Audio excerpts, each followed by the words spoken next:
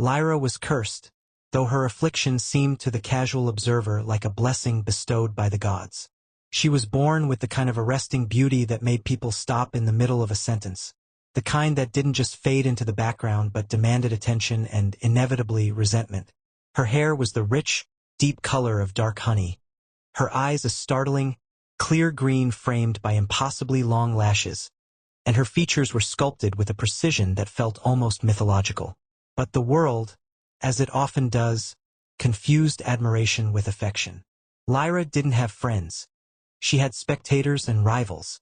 The men who sought her hand did so with a possessiveness she found frightening, and the women who surrounded her did so with an acidulous envy that curdled every interaction.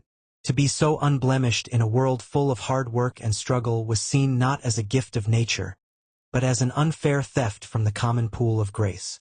In the small, proud village of Oakhaven, where humility and toil were prized virtues, Lyra's face was considered an arrogant statement.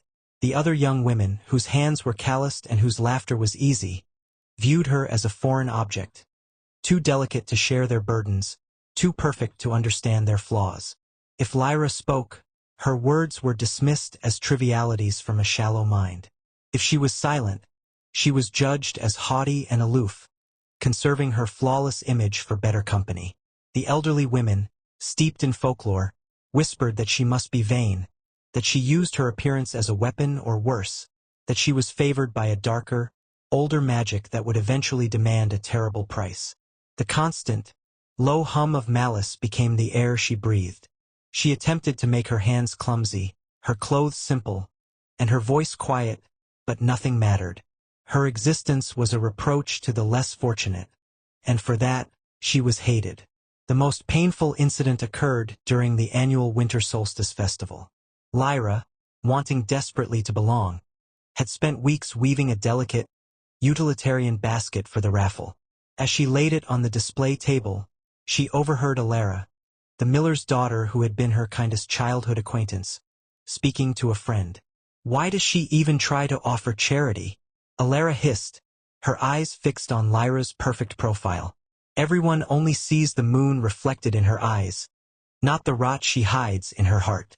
Lyra had done nothing but exist and offer a genuine gift, yet her very presence had poisoned the small joy of the festival. That cold night, Lyra stood by the frozen river. For a long time, she stared at her reflection, that beautiful, treacherous image that had caused her such unrelenting pain. For a wild, desperate moment, she wished she could take a stone and scratch it away, mar the perfection to find peace. But as the desperate impulse faded, she noticed a small, hardy wildflower frozen beneath the clear ice, its color still impossibly vibrant despite the chill and the crushing weight above it. Lyra realized her beauty was not a window to her soul, but a mirror in which others saw their own deepest insecurities and resentments. She could not change their reflection, but she could change her reliance on their gaze. From that day on, Lyra wore the roughest, coarsest clothes, shielded her face entirely with a wide, dark hood, and devoted herself to the town's quietest, most menial labors, tending to the sick and mending broken things in the shadows. The town never stopped whispering about the girl beneath the hood, but their malice began to lose its edge. They hated the beauty they couldn't see and touch less than the one they could flaunt. Lyra, finally, found a new kind of freedom, one purchased not by becoming ugly, but by choosing to be unseen. She learned that the greatest prison was not the cage of her unblemished face, but the corrosive expectations of others.